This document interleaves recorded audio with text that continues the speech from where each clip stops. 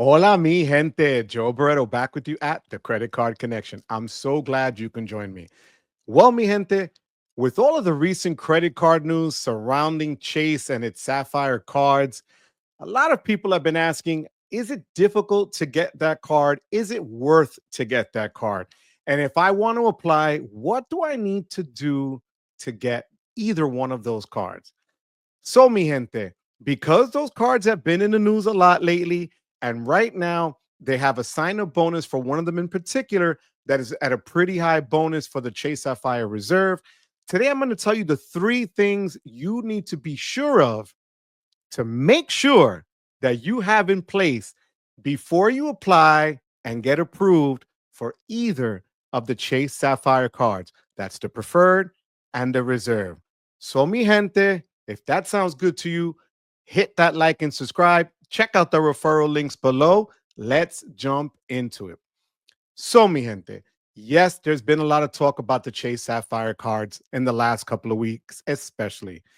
In addition to different benefits and bonuses that they're offering, of course, comes the higher annual fees, especially for the reserve coming in. Yesterday, they made it official at $795 a year in annual fees.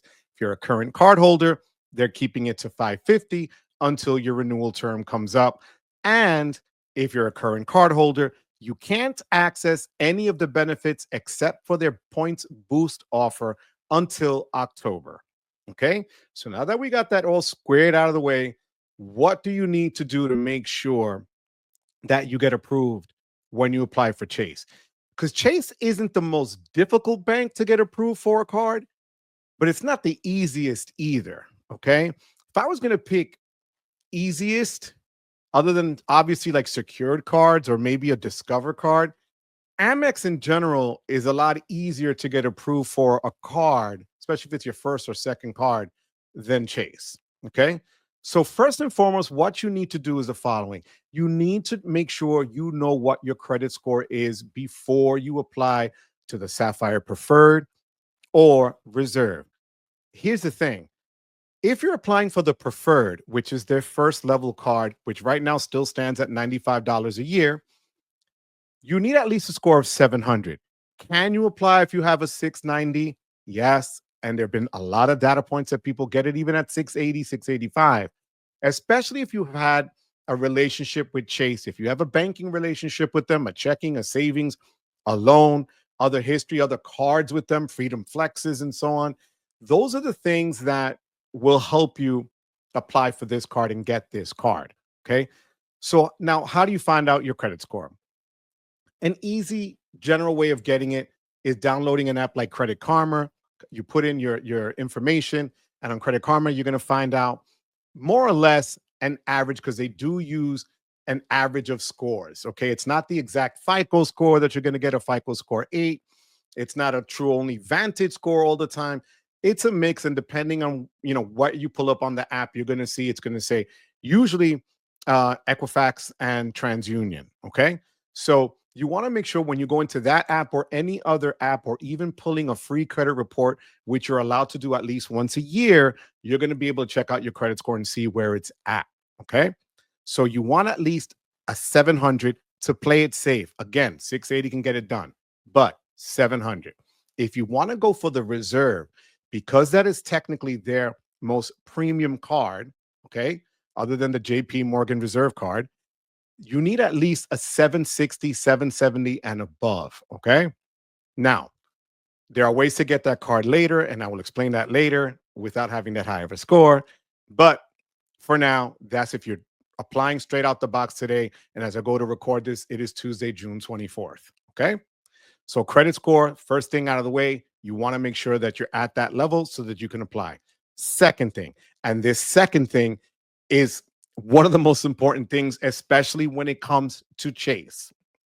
Chase has the infamous or famous rule of 524. You guys have seen it before in other videos. I've done videos on it before as well. But as a refresher, what that means is if you have opened up 5 credit cards from any credit issuer, including Chase, in the last 24 months, Chase will deny you. Can you be accepted for certain cards? Yes.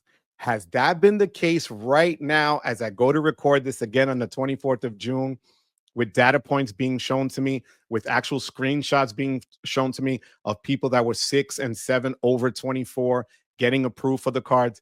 Yes, but the likelihood is a lot less. So you want to make sure that when you're running, even using Credit Karma or using any of the other apps that you might, have access to, that the last card you applied for, make sure you are under 524. For instance, for me personally, as of yesterday, I am down to 424, but I'm not applying for a card today. I'm going to wait till the statement ends and I'll look at applying at another Chase card after July 1st, just to play it safe. So you want to make sure you are under 524, guys. Again, can you get it? Yes, there are data points that show it. Yes, but I want to make sure this is a guaranteed approval. So you got to be under. Third, and this one, it's going to vary depending on your situation, your living situation. And here's why. The third is going to be the income. When you're filling out the application, they're going to ask you what your income is. Here's the thing.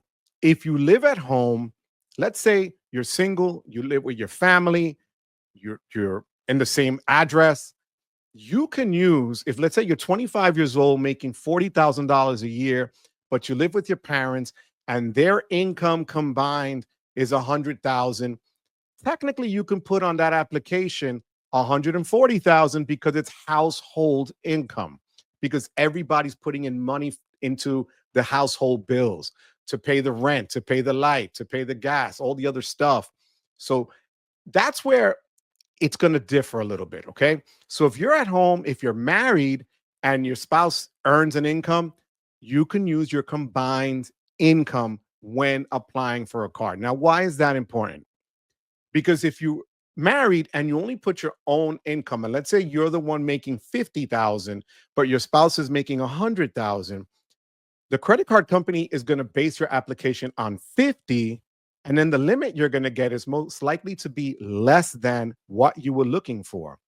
And you got to remember one thing. When it comes to the Chase Sapphire Reserve, in order to get that card, you have to have at least a credit limit of at least $10,000 or more to get that card, because it's a Visa Infinite card. And that has a threshold limit of at least $10,000 in credit line. So in order for you to apply for that, you want to make sure that your application includes income that surpasses what you're really looking for. So in other words, you want to add the people at home. I don't want you to exaggerate a salary or an income for the sake of thinking that you're going to get a higher limit just because. Here's the thing, guys. They're going to run your credit. They're going to see where you've been at. If you're making 50,000 and on your application you put you're making 200,000, you're going to be denied. I don't care what anybody says. They're going to say something's wrong here. Where did he get $150,000 more from? Okay? Because remember, they're going to give you and extend to you this credit, but they want to make sure that that credit gets paid back. All right?